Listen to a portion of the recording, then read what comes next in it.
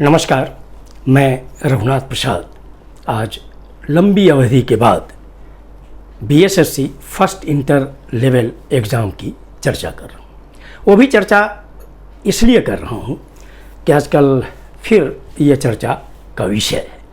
कल मैंने एक समाचार पत्र में पढ़ा कि माननीय सांसद श्री सुशील कुमार मोदी जी, जो लंबे समय तक अपने राज्य के डिप्टी सीएम के पद पर रहे हैं,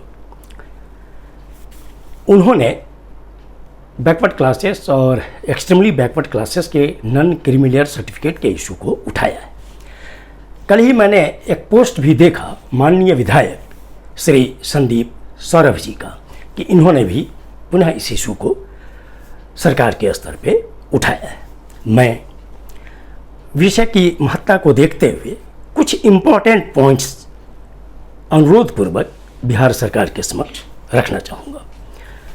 फर्स्ट इंटर लेवल एग्ज़ाम और सेकंड ग्रेजुएट लेवल एग्ज़ाम का एडवर्टीजमेंट मेरे ख्याल से सितंबर 2014 में एक ही दिन पर निर्गत हुआ था और दोनों की अंतिम आवेदन पत्र प्राप्त करने की अंतिम तिथि एक ही थी, 31 अक्टूबर 2014। 2018 में काउंसलिंग समाप्त हो गई सेकंड ग्रेजुएट लेवल की और अनुशंसा के उपरांत कंसर्न डिपार्टमेंट्स में सेलेक्टेड कैंडिडेट सरकारी नौकरी में हैं।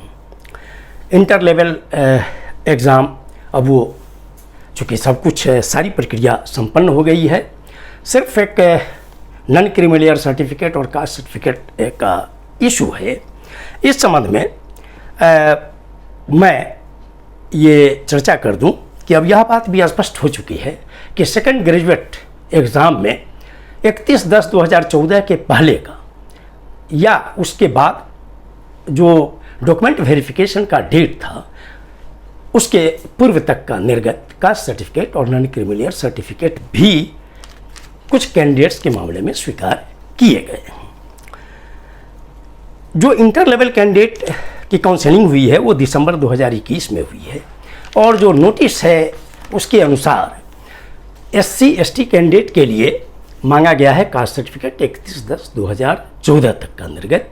उसी प्रकार बैकवर्ड क्लासेस और एक्सट्रीमली बैकवर्ड क्लासेस के कैंडिडेट से सर्टिफिकेट मांगे गए हैं नॉन क्रीमिलियर सर्टिफिकेट 31/10/2014 तक का। इस संबंध में मैं एक बात और स्पष्ट कर दूं कि शेड्यूल कास्ट शेड्यूल ट्राइब की जो जाति है वो तो बदलेगी नहीं। अगर 31/10/14 के बाद का काउंसलिंग के डेट तक का अगर सबमिट किया गया है कैंडिडेट का तो इसकी जांच पुनः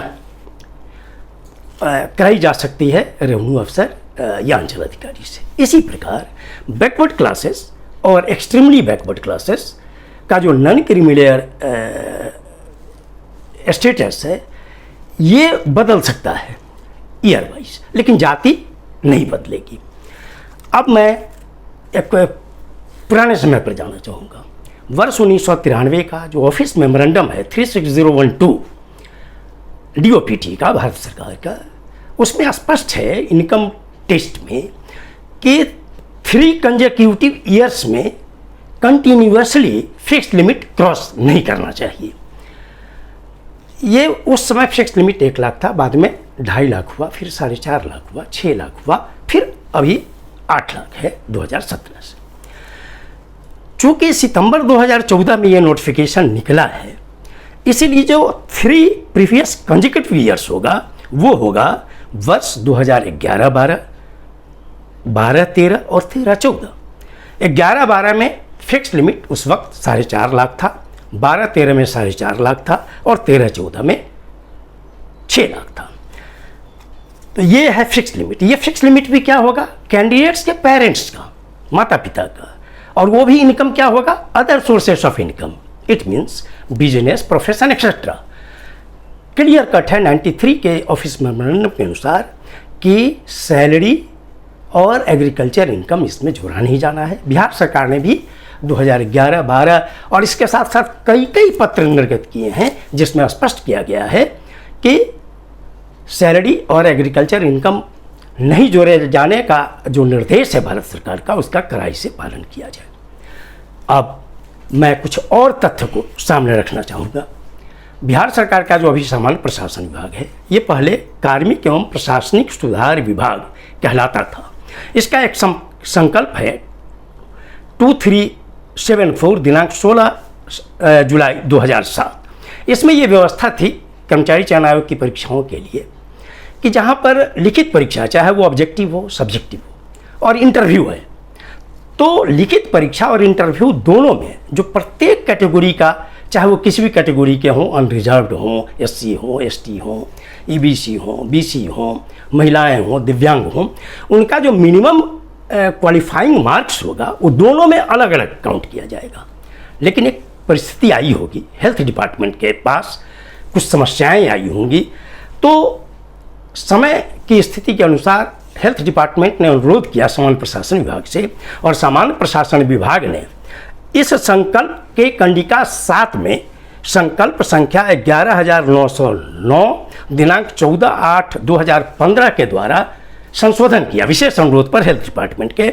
इसमें 8 तरह के पैरामेडिकल पोस्ट की चर्चा है: GNM, ANM, OT assistant, lab technician, ECG technician, dresser, X ray technician और फार्मासिस्ट। इसमें यह व्यवस्था की गई सिर्फ वन टाइम, एक बार के लिए सरकार ने यह संशोधन किया कि इसमें यदि लिखित परीक्षा है और इंटरव्यू है तो दोनों में अलग अलग मिनिमम क्वालिफाइंग मार्क्स लाना जरूरी नहीं होगा, दोनों को जोड़कर मेरिट लिस्ट तैयार होगा। तो ये एक बहुत इम्पॉर्टेंट करेक्शन, ये अमेंडमेंट हुआ।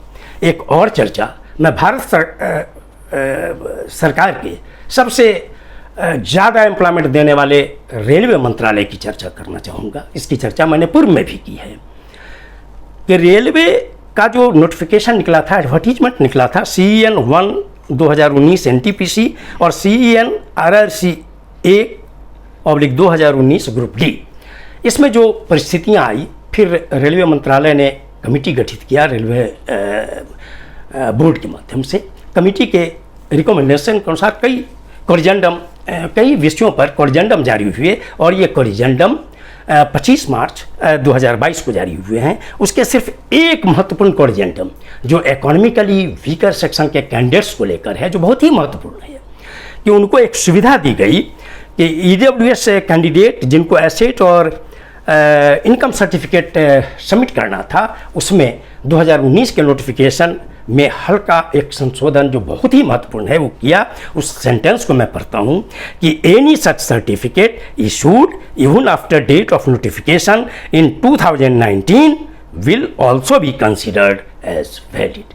इन सारी परिस्थितियों को मैं बिहार सरकार के समक्ष पुनः अनुरोध पूर्वक रखते हुए अनुरोध करता हूँ कि शेड्यूल कास्ट, शेड्यूल ट्राइब के कास्ट सर्टिफिकेट और बैकवर्ड क्लासेस और एक्सट्रीमली बैकवर्ड क्लासेस के नॉन क्रिमिलियर सर्टिफिकेट के संबंध में विधि सम्मत तरीके से और नेचुरल जस्टिस को ध्यान में देते हुए एक विचार करने की कृपा की जाए। ये वीडियो आप सभी लोगों को अच्छा लगा हो तो निश्चित तौर पर लाइक करें, शेयर करें। अब तक मेरे चैनल को आपने सब्सक्राइब नहीं किया तो इसे सब्सक्राइब करें, ताकि मेरे हर आने वाले वीडियो का नोटिफिकेशन आपको मिल जाए। आप सभी लोगों के लिए शुभकामनाएं। धन्यवाद। जय हिंद।